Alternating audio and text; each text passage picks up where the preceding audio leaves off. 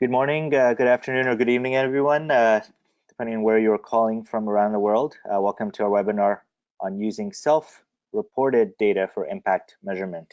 It's great to see so many of you signing up for our webinar, and we're going to provide today some practical guidance on how to engage with your customers, employees, and beneficiaries through efficient data collection tools, and talk about the implications of using them for your organizations as well. So I'm Karim Harji, the Program Director of the Oxford Impact Measurement Program. This topic is very timely in many organizations, particularly for social enterprises, nonprofits, corporations, impact investors, who are all trying to understand the impact that their products or services have on their customers and users, and want to be able to use this data that they are collecting not only to understand who their customers are, but their feedback on products and services, how they're using them, the kinds of implications they have on the changes in their lives, and also to try and understand what impact looks like within their context. So today we're going to discuss a recently launched report from a collaborative of organizations, including the Impact Management Project, the Omidyar Network, 60 Decibels, Acumen, Keystone Accountability, and Social Value International.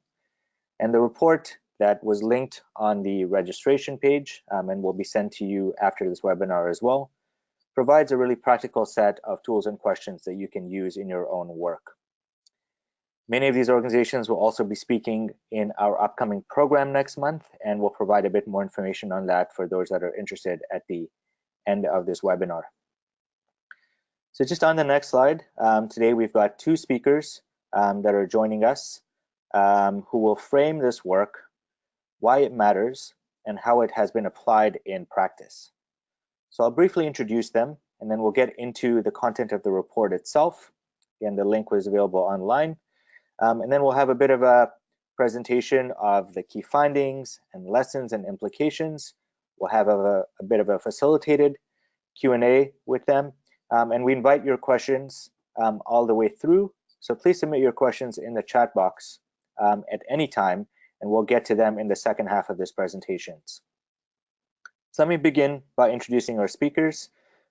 First, we have one of the authors of the document, Tom Adams, who is the co-founder of 60 Decibels, a social enterprise that was recently spun out of Acumen last week, actually formally. And in creating the standalone company, the hope is to accelerate the adoption of lean data and to set a new standard around how impact is measured by social enterprises and impact investors. So as you'll hear more about, lean data leverages the power of mobile technology to communicate directly with customers and beneficiaries, collecting high quality data efficiently and at a fraction of the time and cost of traditional approaches. So Tom is going to describe a little bit more about how they do this later on in the presentation. We also have Jessica Kiessel, who is the Director of Learning and Impact at the Omidyar Network. As Director of Learning and Impact, Jessica leads the development of the firm's learning practices and to build a culture that grounds truth and informs action, while also working on a range of impact measurement activities, and was formerly involved in impact measurement through her roles with PATH, as well as the Innovations for Poverty Action organization. So Jessica is going to describe a little bit about why the topic matters, not only to the Omidyar Network, but more broadly to the fields of impact investing, impact measurement, and even more broadly around international development. Just in terms of situating this topic, it's very timely because a lot of us are not only thinking about what impact means in different contexts, but also how do we get access to more timely data, better data, and to be able to have data in a format that is usable to make decisions. So both Tom and Jessica are going to talk a little bit about their experiences in that context. And as I said, please submit your questions anytime through the chat box, and we'll pick up on those in the second half of the presentation. I'll hand it over to Jessica now on the next slide. And Jessica is going to introduce the report, talk a little bit about why the Omidyar Network has supported this work, and frame it in the context of her own work. So Jessica, over to you. Thanks, Karim. It's great to be here. Thank you so much for having us. Was really happy that you were interested in talking about the report because it's certainly not for the faint of heart. If people have opened it as of yet, you'll notice that it's really targeted for people who are sort of knee deep in impact measurement and management. And so it's hopefully well suited to this group. I'll try to be brief so that Tom can jump in and discuss the details of the report. But I did want to step back and talk about why did we conduct the pilots that this report shares, and also sort of to frame this in the context of challenges that the Omidyar network, and I would argue impact investing, sort of international development, has had with measuring impact thus far, and why this is a contribution to that. So, like so many impact investors, the Omidyar network has struggled to have meaningful data that gives us a sense of social impact performance of our portfolio. And this is particularly difficult because our portfolio includes both nonprofits and for-profits across a wide set of work, and all, doing both direct services as well as research and advocacy work. So as we look at the impact data that we do have, often it's inputs, outputs, data that is helping us to give insights into operational and financial indicators of our investees, and arguably data that should not be, could not be, and should not be compared across investees because they're just not comparable numbers, or the numbers aren't even measuring the same thing. And so we often find ourselves, like so many other impact investors, using definitions, our own understanding of efficacy, and depth of impact to assess or to sort of segment our portfolio, and other sector measures to understand about how our portfolio might be contributing towards the sector. And this means that in reality, despite our best intention, our portfolio reviews and conversations can often end up falling back to financial and operational discussions, and focusing on the challenges that they might the data in those segments might reveal. Rather than on the social impact, which is why we exist and sort of what we would prefer to be focused on. So, this is a challenge that we're having at the Omidyar network, but I don't think that we're unique. And in fact, I spend a lot of time in my role talking to investees, our investees, CEOs, and who are struggling with these same problems in their own organizations. And so it kind of trickles up to us as well. So having said this, when we first started investing in the lean data and working with the lean data team when they were Acumen, we didn't think that they were going to solve all of our challenges. We really began working with them because we believe that listening to constituents is really essential to ensuring that you're running an effective business, and that we know that this is a really sorely underused practice in the social sector. One of the big challenges I've seen in my career in international development is so often, surprisingly, the nonprofits that you'll run into often are less connected to their beneficiaries than you'd think. And so it just made sense that primary data would be useful to our investees. And we were also excited about the idea that using primary data might help us to be able to have more meaningful connections and conversations with our investee, and help us to have a better sense of what customers were experiencing on the ground, as a way to sort of just give us insights into sort of whether our own strategies were working. So around the same time, this is around 2015, 2016, we also started to be supporting the Impact Management Project. And the goal of that, we have a team that was focused on strengthening the impact investing field. And the idea is that impact investing is a pretty big tent, but there isn't necessarily a lot of clarity about who's in the tent and what impact they're having. And so to even start that conversation, the Impact Management Project really started by defining what is impact, and thus the 5 dimensions of impact were born. And the idea was to be able, if we can even agree on sort of what we mean by impact, that we can start breaking down, how we are contributing to that impact in this big tent of impact investing. And so, despite, it's hard to sort of have a definition of impact that sort of trickles down into sort of practical tools. And so, there was a real sense that while the Impact Management Project had made a real contribution with these 5 dimensions, that in many ways they remained pretty theoretical. And so thus was born this idea of very practical tools that the Lean Data team had been using, and these theoretical backing of what is impact that the impact management project brought. And so what would it look like to be able to sort of marry these two things, and what would be the opportunity in that space? And so we were really sort of left with questions around, could we measure 5 dimensions with primary data collection, and what questions would allow us to do so? What survey questions? Where would we see strengths and weaknesses of this kind of data collection? And what would this allow for if we were able to use primary data or primary surveys, or data collection and surveys, to think about the 5 dimensions? What would that allow for?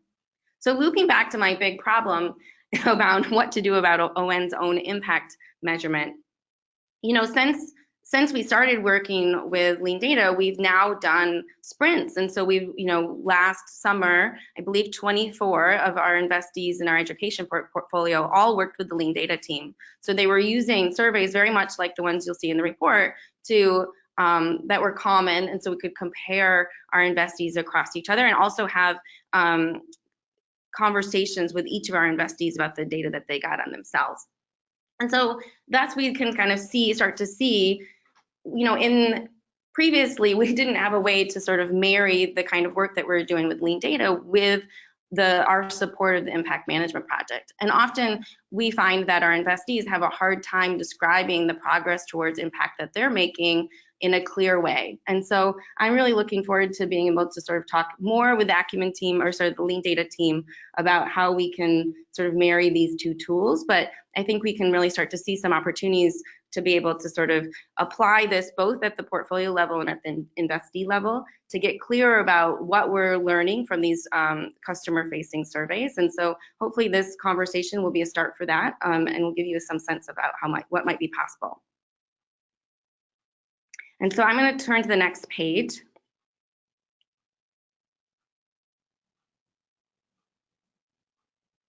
So this is the report. So basically what you can see here is we have a background of, you know, the 5 dimensions that the impact management project defined. We talk about designing a survey using those 5 dimensions, the survey questions we used, and then we walk through the 5 dimensions talking about how they performed with each of the survey instruments. And we leave with guidance for using these tools both for employees and as well as customers. And Tom will talk about highlights of these findings as well as some of our conclusions. I think we can turn to the next page and Tom can jump in.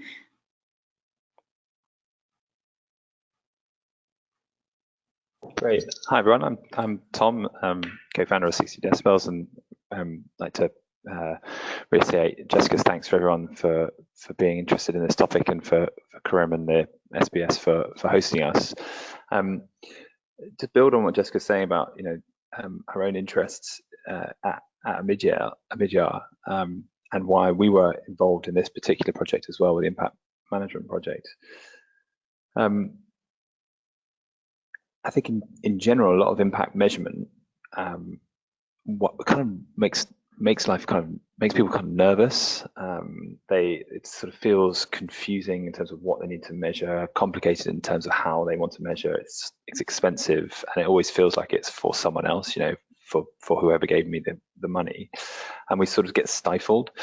And I think our goal is to make it sort of easier to approach impact measurement, and that's why I also like the impact management project, because it's helping make it easier to approach it, in the sense that there isn't a sort of, you know, one of the things when I talk to people about this work is that there's sort of has been a sense where people have talked about kind of gold standard of impact measurement, and if you're not doing that, you're not doing impact measurement at all. And it's been slightly, I understand the motivation for sort of presenting that, but it's also been slightly unhelpful in that it's meant that people kind of feel frozen if they're not doing it. They're not, am I doing it wrong? Have I not got the most cutting edge method? And actually, impact measurement is often a journey of collecting more data, of seeing what that data, how useful that data is, of thinking about how that's used internally, which is often a change management process as much as a technical data collection, of using that information, of getting better information over time, and that as a sort of approach is sort of how organizations we work with including Acumen, where we first started, have found that you make most progress with understanding your impact, and the process of impact measurement becomes most useful to you, rather than trying to set standards to get the best possible data from the beginning, and then obviously then probably not being able to do that in the first place. And then these wonderful frameworks that people put together full of metrics that have been carefully selected become unfilled, and people become frustrated with it. And so in particular, there's a couple of areas of confusion that I think people have with sort of with impact measurement that this work is trying to help people get through. And one is around sort of the data types that I can use. What's sort of like in the actual getting data. If you've got a metric, like sometimes it's like, well, what do I actually? I select a metric. I say I want to get a particular measurement. Well, what sort of data can actually give me that metric?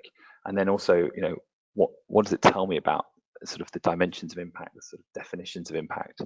And so to start with, this is about self-reported data, which often gets a sort of bad press with impact measurement. We sort of immediately, I think the implicit, often I'm surprised when we're talking to people, they often think that impact measurement has to be done with objective measures, but not from the people who experience that impact, that somehow we need measure that people can't, that self-reported data is somehow soft, that it's not impact. And I think just taking a step back and saying actually social issues are often defined by self-reported data.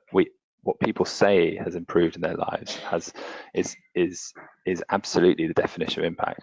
And so just to start with, self-reported data is a key way of measuring impact. And there's sort of different types of self-reported data. And we were using combinations of this in this work. So there's some self-reported data which is very much just about generic feedback. I just want to say what's happened to me and say what I think about a product or service. And that often is very useful for two reasons. One is it immediately gives a relationship between you and the end beneficiary and helps organizations collect data that they can respond to. It's sort of the first rung of sort of downward accountability of serving people. Companies do this, normal companies do this all the time in terms of customer feedback, right? And the same principles apply to socially oriented companies. And then there are sort of people may also, and we'll come on to this later, will also tell you about impact, define impact in their own terms when you get self-reported feedback. And often we spend a lot of time, a habit in our sector is to produce these frameworks where we collect set metrics and say what impact is based on desk research and our understanding and also our biases about what we think impact is, and not, as Jessica described, listen to people enough and say, well, you're experiencing this impact or not, you tell us what things have changed in your life. And feedback can then inform that, and what impact is one of the key dimensions of impact that the impact management project has put forward. And then so if you're finding out from self-reported feedback data what kind of things have happened, that can inform your impact measurement. So you can say, well, people have told me that this metric is important, and a metric might be around, in this instance, it might be around this is an example here around nutrition, and you could then get different types of data, and different impact metrics should use different types of data. So you might have a self-reported subjective measure, and in some instances that's right. I mean, here we're talking about hunger, but self-reported subjective measure. So if you were trying to influence things around perceptions of self-value or self-esteem or discrimination, you would necessarily, as an impact goal, and some organizations clearly have that, you would necessarily be in this area of self-reported subjective measures. You might also have one of the areas I think more often not forgotten about is the idea of self-reported objective measures. And so many randomized controlled trials and things we think are really methodologically robust are relying on survey data where people have described changes in their expenditure, changes in their yields, changes in their educational performance, etc. And that is all self-reported objective measures where someone is saying, in this instance, my chicken has increased the number of eggs it's produced, and it's objective because it's the number of eggs. But we're not actually we're not actually counting them ourselves in person because that might not be feasible. then there's, and of course, all self-reported measures have the possibility for some bias, but most data is going to be in that area. But occasionally we will also have non-self-reported objective measures, and they might be around health and the environment, etc. We might be using different tools to collect that data. But the point here is that self-reported data, sort of a pitch for self-reported data, is going to play an important role in almost all of in a lot of our data collection, and it's a really valuable source of measurement, especially for those of us who are dealing with social issues, which involve listening to people and hearing their lived experience. Let's move on to the next slide. So that's one thing in terms of just that pitch for self-reported data. The thing that I really like about the impact management project is it's helped people think about impact in a structured way. I think a lot of time beforehand, some of the conversations we were having, people just launched to metrics. I need to select my metrics, and then they'd select some outcome-based metrics around, if you're in the agricultural sector, around maybe improvements in crop income or something like that, and then you'd also be thinking about the number of sales that you made, and think, right, well, that's my framework.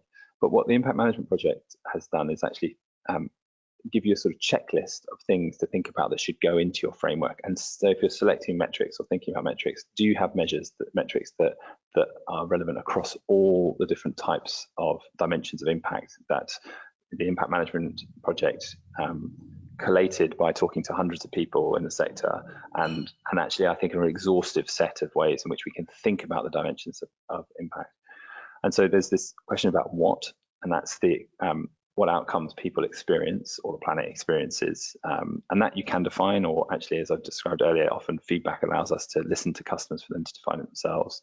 Then there's what we're kind of quite often familiar with, which is, well, how much impact happens, and often people are jumping to how much, in terms of lives impacted, or I selected this indicator and it's how much change in, carbon dioxide emissions has happened, and they're leaving their framework. Then there are these three really additional important parts of impact, thinking about the dimensions of impact. One, that often who is impacted, and that actually it's not just about, these, you don't have to have these as your dimensions of impact, but they trigger whether or not it actually is important to you. If you are underserved, trying to target an underserved population, or a particular population characterized by a demographic feature like poverty level or disability or gender focus, are you collecting data on whether or not you are targeting that who? And the last two, one is contribution, which is introducing the idea of causality. Would these changes have happened if we hadn't done something? And then this interesting last thing, which truthfully I'm still getting my head around, which is the idea of risk, and how we think about longer term risk. That just as we think about financial returns and risk, we might think about impact returns and risk. It's still something that we're trying to work into our own work. And what I intend to do now is go through just the example of this all sort of, actually, if we come to the next slide, it's like that feels kind of quite simple, and then we could go into each of these dimensions and then start to ask about different subcategories of these, and it starts to feel a bit more complicated. Is the outcome positive or negative? Is it meaningful? Is it important or unimportant to people? And each of these starts to get slightly more complicated, but hopefully still, I won't go through all of this, but hopefully still this sort of suggests the sorts of data that we need for each of these dimensions. But what we were trying to do with this piece of work is say, okay, well, look, this can easily seem like, oh my goodness, I've got another set of 5 dimensions. How am I going to collect that data? And I've got these subcategories.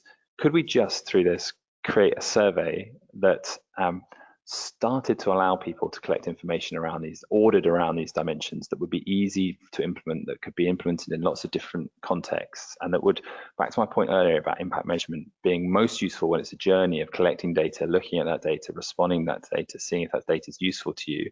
Could we introduce a survey that would help organizations collect data in not necessarily exhaustive of everything you'd like to know under one dimension, but a first step at looking at that particular dimension?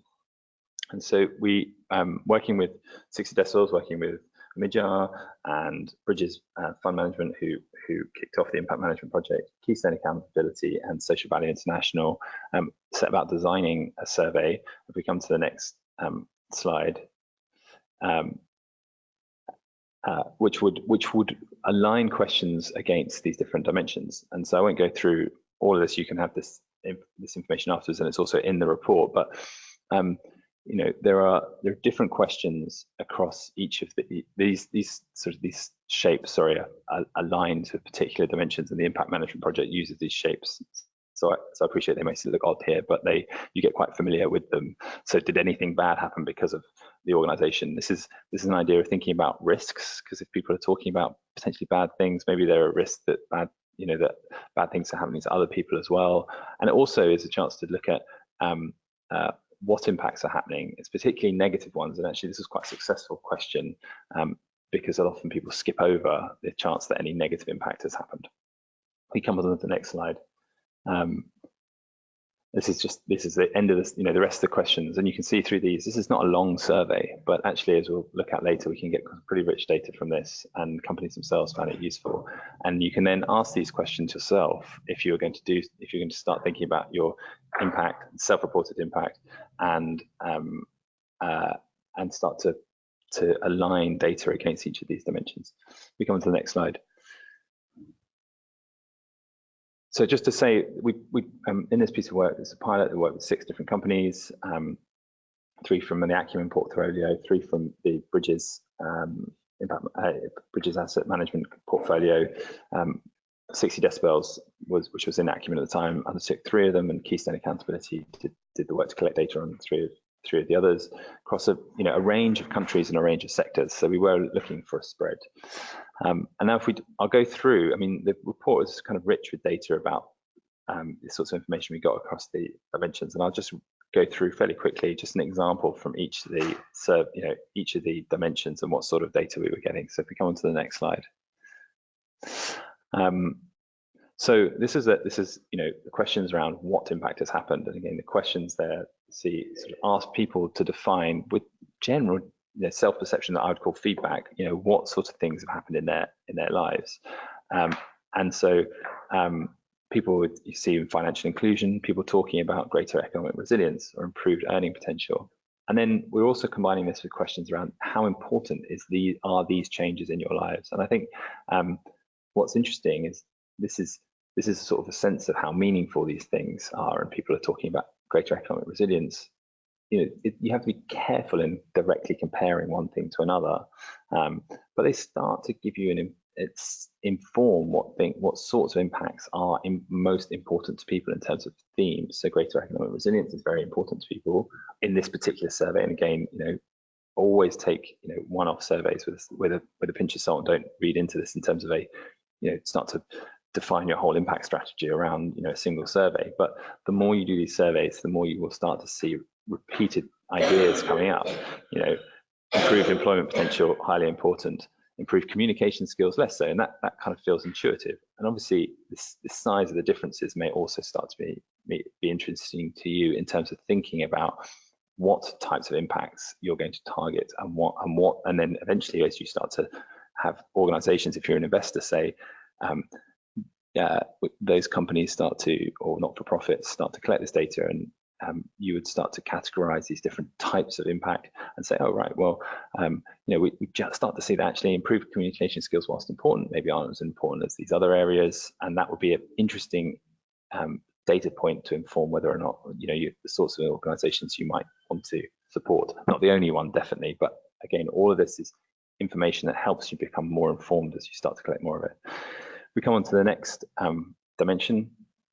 We started to look at how much. As new work to us, I mean, we've done a lot of work on how much. We collected a lot of data on both on outcomes in terms of changes, whether it became in terms of changes in net expenditure on status quo cooking fuels for an energy investment, or improvements in net crop income. But we hadn't ever done any work on actually just thinking in the impact management project.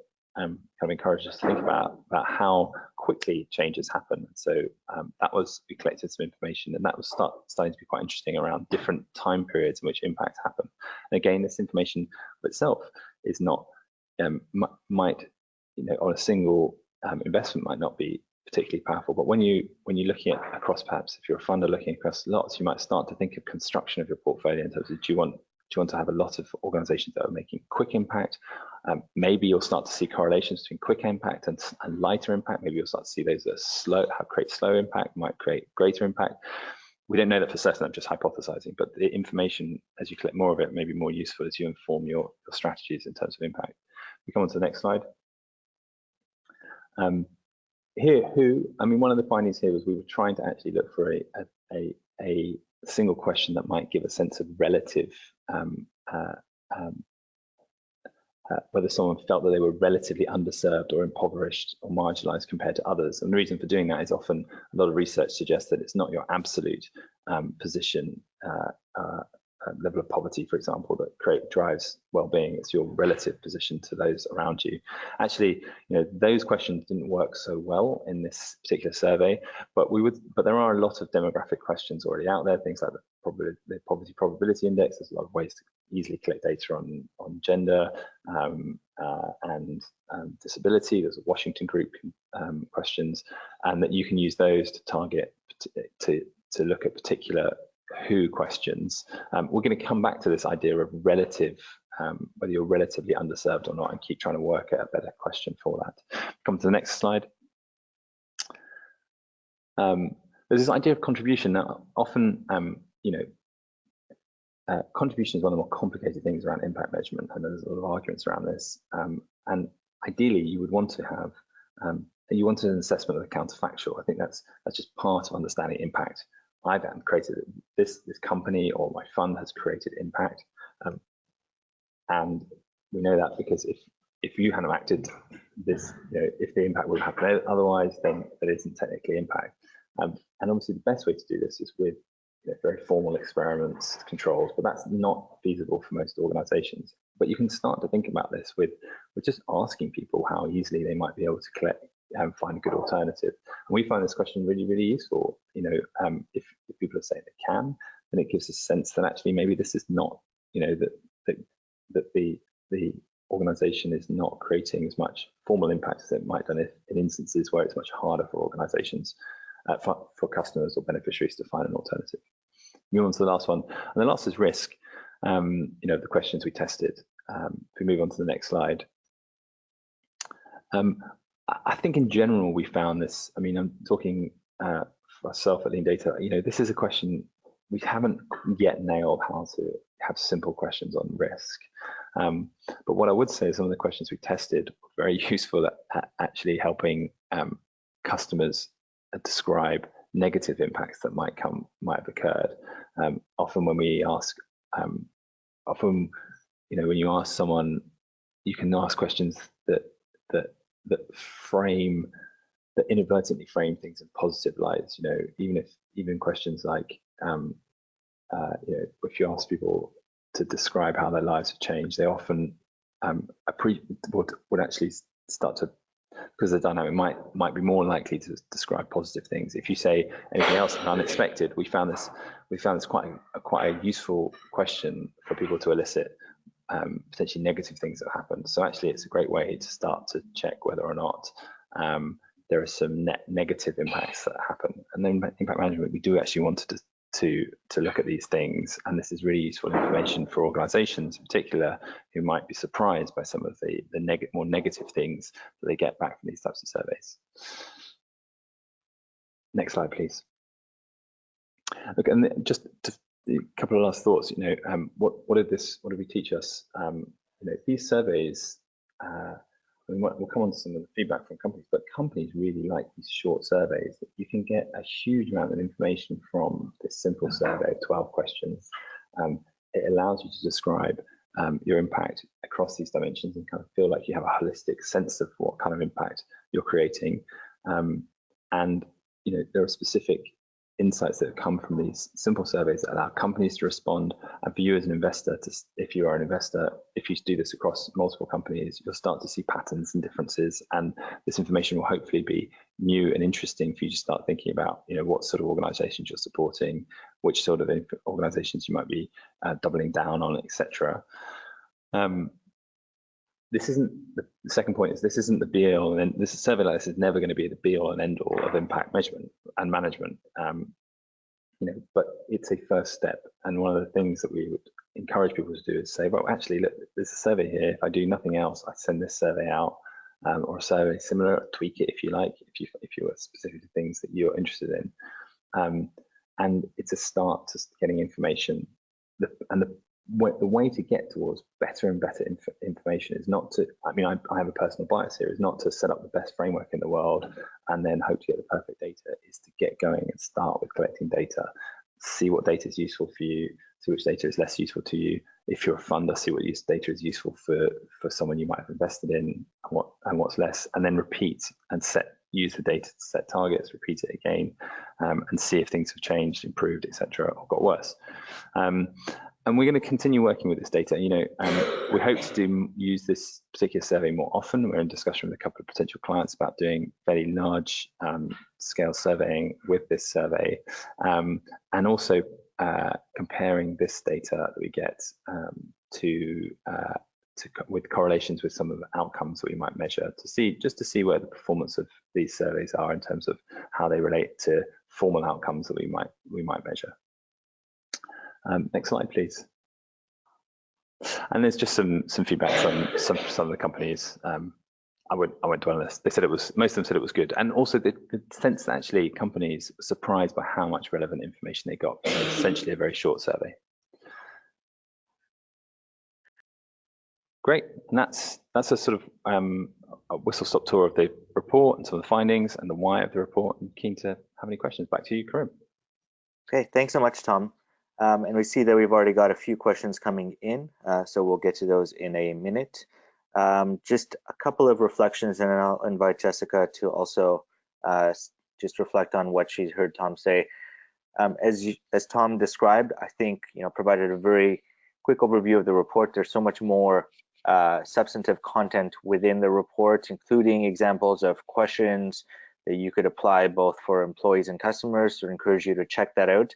We will also be sending the slides, recording, as well as links to both the report, other reports that the 60 Decibels team has just launched, for example, around gender, and links to the impact management project as well in a follow-on email. So you'll get all of that shortly. I think just my initial reflections are, as Tom mentioned, that the importance of self-reported data as an indicator of what impact means from the perspective of the person themselves, their community, their life situation, their lived experience, is all really critical when we think about how to get beyond the technical aspects of measurement.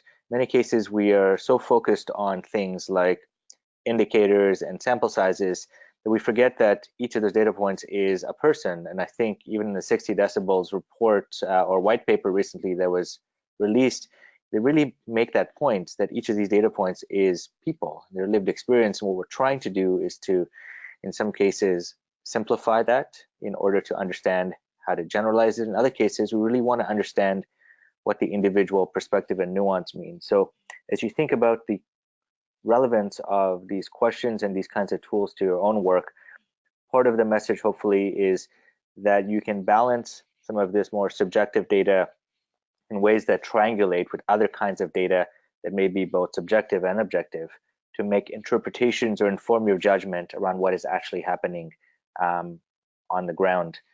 As Tom said, these kinds of tools are also being built to make it more easier for companies, nonprofits, social enterprises to collect and use data to inform decision making. So part of this is an efficiency argument to make sure that we're not reinventing the wheel, that we have questions and tools that are being tested in multiple contexts, but also that they allow us to make decisions more quickly in a more timely manner and perhaps in a more scalable manner across different kinds of organizations. So those are just some initial reflections, and to reiterate what Tom has said. Jessica, on hearing what Tom has just described and given your work both in this area, any initial reflections and even suggestions for our audience? Yeah, I would just reiterate a few things. One, this idea that Tom ended with, that how important it is to repeat data collection. You're going to be taking a snapshot of what's happening with your customers and employees in one point of time, and And by sort of repeating and growing the panel, the sample size that you have over time, you'll both, as Tom was saying, you'll both get clear on what's important to measure, but you better understand sort of how to link that data into decisions, and also understand sort of what operational changes or contextual changes are affecting what you're seeing in the data. And the goal then isn't just to sort of assess impact, but to sort of really link this source of evidence into decision making, so you can become more impactful, which I think is an important paradigm shift that we should talk about.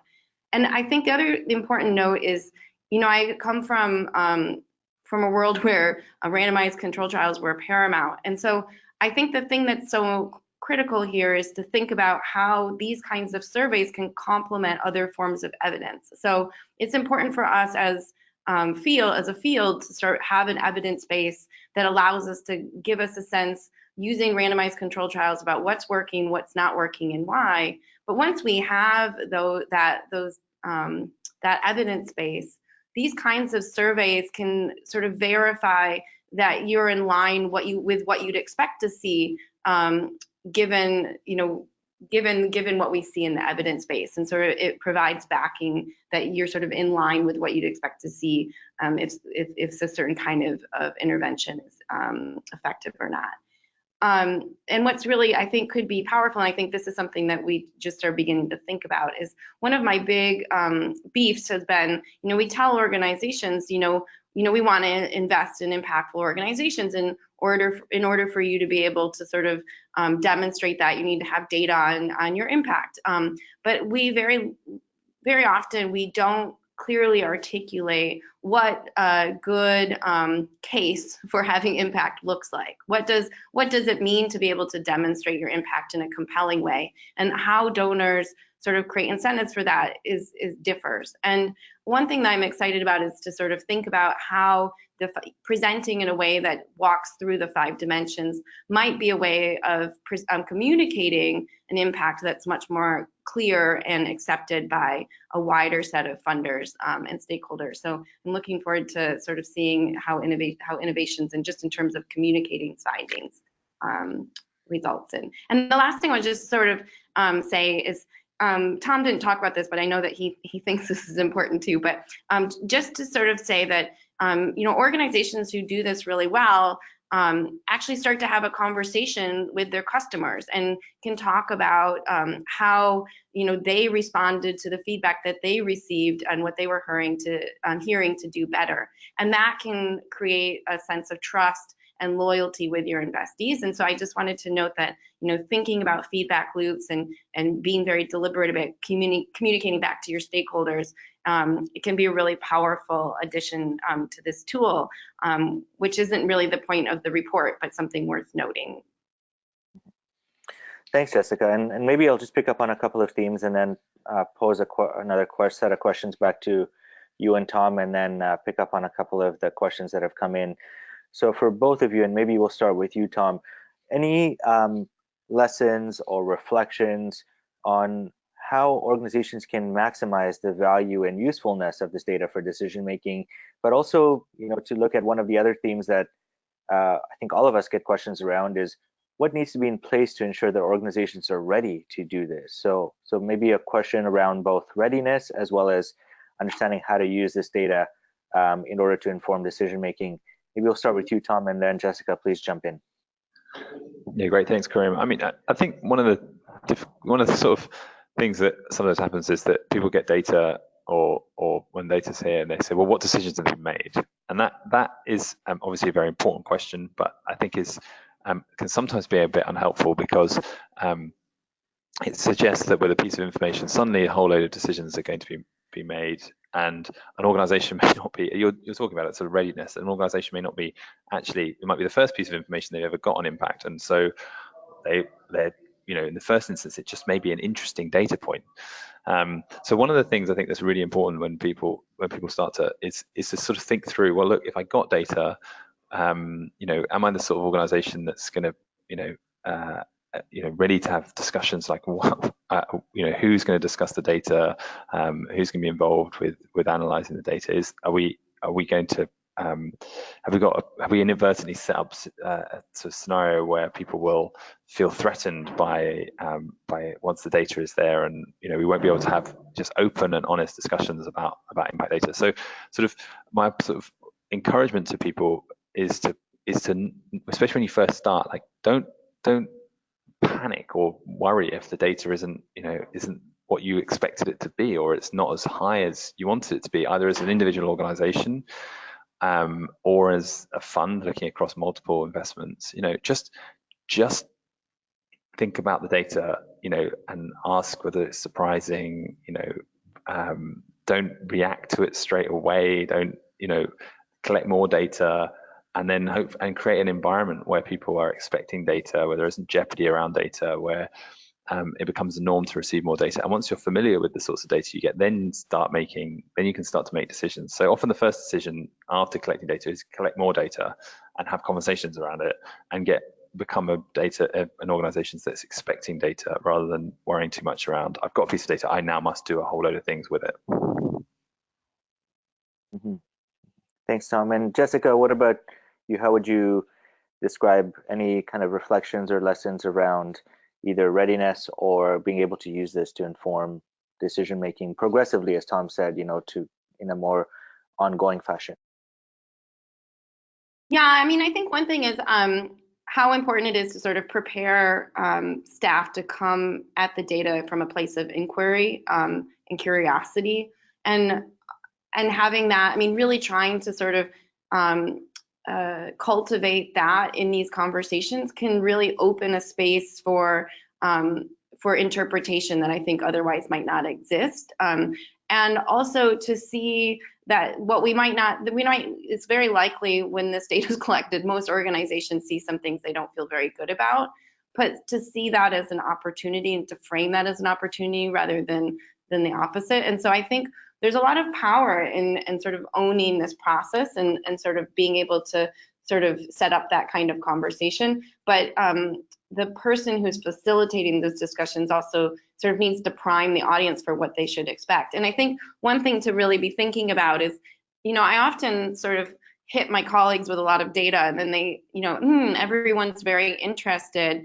but then they like go back and keep doing what they were doing before. And so just understand that it often will take a number of discussions, and also sort of really sort of needs to be embedded in a broader conversation of like, what's the big challenges and questions that they're facing? What are sort of the operational decisions that they have an opportunity to make coming up? And sort of, what does that mean for sort of how we might sort of apply what we've learned in those settings? And so that conversation is, it sometimes feels much more like change management than something that looks more like research. But that if we really care about it informing decisions, that's what it takes. Mm-hmm. Yeah, I agree. And again, with a lot of organizations, I think, Tom, as you mentioned with the first slide, is around the data, the impact measurement, almost like a learning journey in a sense that, you progressively move through different stages of sophistication of not only collecting and using data, but also understanding how it links back to the kinds of things your organization is set up to do and what it might be best at. See, we've got a couple of maybe more technical questions, a couple of measurement geeks on the call, it seems, like us, so we'll try and get into those. So one question was around, how do we think about non-data centric information, the use of narratives to talk about social impact? And maybe a somewhat related question, a little bit different perhaps, is when we think about how we get qualitative data and feedback from customers, employees, how do we avoid interpretation bias? So those are a little different. We had a couple of other questions around also selection bias, etc. So maybe for both of you, any general thoughts around how you've used this tool or variations of it when you're thinking about the issues of bias and how that informs your ability to make judgments around what is happening. And then I think this whole question on collecting data points versus the broader narratives and how this can perhaps help to inform and triangulate, I think, Jessica, as you mentioned, some of the other things that you might be seeing in context. Maybe Actually, Jessica, we'll can I start with just you. jump into the narrative piece and then maybe Tom, Sure. I just want to say this tool is useful, especially for cases where you're talking about direct services. I'm sure Tom can broaden that definition quite a bit, but you know, it's there are a number of complex problems that you know advocacy and research organizations are using that it's really difficult to have good consistent qualitative or quantitative measures because you're really looking for dynamic impacts in the system. And in those cases, you know, it's really essential to have proof points that can be measurable, but also these narratives in particular can come into play. And narratives can also, as you say, triangulate the sort of direct service work that you're seeing to help contextualize and help understand sort of how the data points connect. I'm always cautious about cherry picking stories and having that sort of replace data, but I think about them as being sort of, we need good narratives backed in sound data, and those are probably the most influential ways to move our colleagues and sort of stakeholders. So I just wanted to sort of flesh out the sort of the quote unquote narrative comment. Okay, thanks, Jessica. Tom, any responses just on the bias question? Because you probably get this when you're trying to understand who gets asked these questions. How do you think about things like segmentation, et cetera? I mean, you know, there are so many different biases that can come into data collection. You know, I think that biases are, I think, in many ways more important than things like statistical significance and confidence levels. You know, it's sort of the thing you need to be most concerned of. We can get, I mean, this is a particularly technical one, and I'm not an expert in interpretation bias. I mean, we use local researchers, and that's pretty important. I would imagine reduce interpretation bias, and that they will do a lot, and now increasingly do a lot of the coding of the analysis, the qualitative analysis, to give their impression rather than our impression of how people are responding to things. I mean, you know, I think with many things, like we've got, and we can talk about loads. I mean, there could be a whole thing, many webinars on bias, and we have got a whole load of protocols in place to respond to all sorts of different biases that we are most concerned about, and also have a whole load of rules of thumb about the sorts of data we collect. You learn a fair amount about biases by doing. If you're very concerned about bias, then you should be hiring people that have greater technical capability. I mean, I'm kind of, sometimes I feel like I'm a bit schizophrenic on the recommendation I give, because at one level I think to say to people, you know, here's a survey, get going, collect their own data, and it's going to be useful. I also think that there's a sort of fetish in our sector for capacity building, and organizations are told that they have to build their capacity to do this work.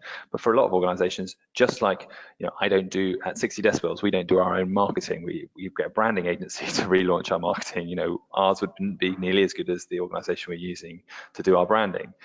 We currently outsource legal advice as a small organization. Impact measurement should probably be one that a lot of organizations are outsourcing. I also have my own biases in saying that because we're an impact measurement company. But, you know, if someone else can do this data to a better degree of quality in terms of avoiding biases faster and cheaper, then you should be thinking about using them rather than doing it yourself. And more organizations are offering this at a price point. I think I'll stop there, otherwise it's just bias. This is true. We could have an entire webinar on that. I think that one of the points, at least, is that just to be aware that there would be biases involved, as you said, to have protocols and rules of thumb. And certainly, I think, to go back to one of the points you made earlier on and reinforced, is always go back to why you're doing this in the first place, how you intend to use the data, and how that relates to the level of precision that you may require in order to make decisions based on the nature of your product, service, funding, intervention, etc. You know, when you're looking at more of the technical issues around bias, I think the first question is what is the level of precision, robustness, validity that would be required, and what is required now versus what may be required later on in the future as we progressively improve. Yeah, right. And one day we might have people that are providing assurance for these sorts of things, in the same way that you have accounts auditors that provide that kind of assurance.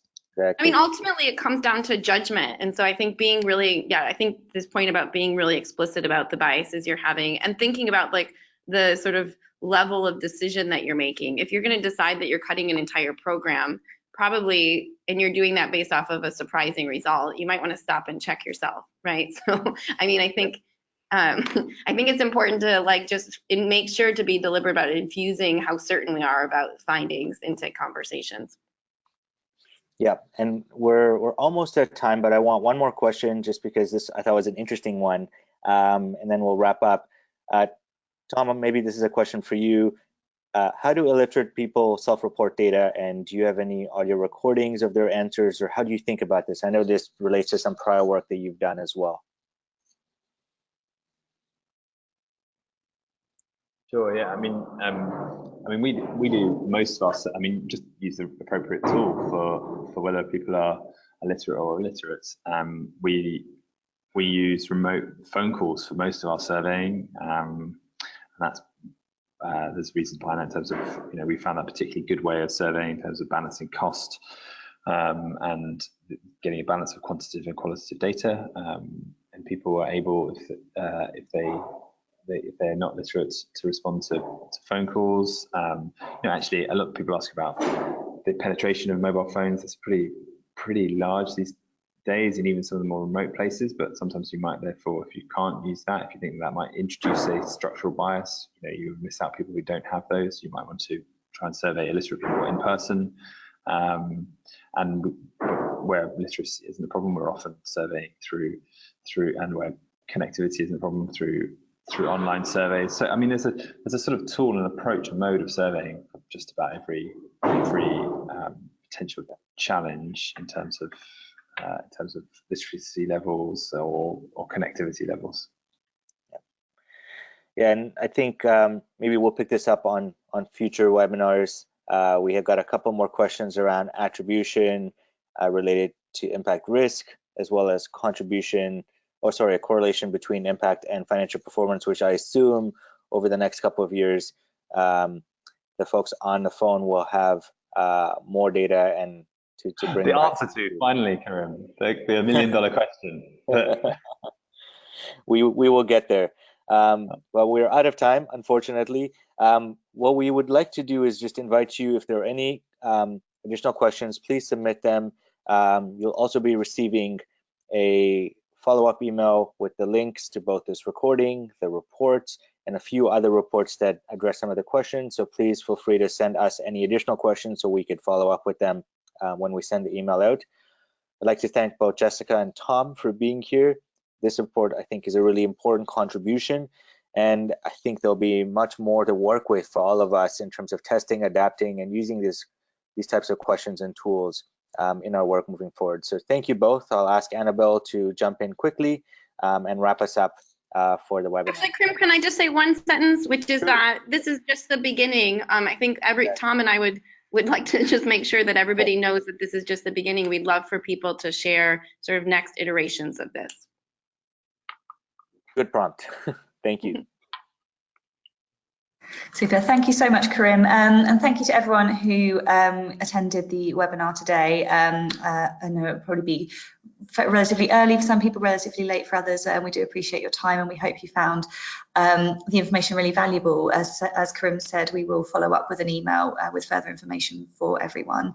Our impact measurement program, which Karim directs, is running on the 15th of July. We are currently at capacity for that program, but we are accepting applications for our waiting list. So if you are interested in putting your name down on our waiting list, please do get in touch. Following that, you can apply for 2020, which I'm sure will come around very quickly. The next 3 webinars we'll be running in our series will be on social finance, so please keep an eye on your emails as we will be sending out information on those over the next few weeks and months. My details are up on screen, so if anyone does have any questions, please do feel free to drop me a line. I will be at the AVPN conference in Singapore in a couple of weeks' time. So for any colleagues over heading over that way, please do get in touch. It would be great to kind of meet up and grab a coffee and hear your thoughts on what you're working on at the moment. But yeah, thank you very much, everyone. And we will see you hopefully for the next webinar.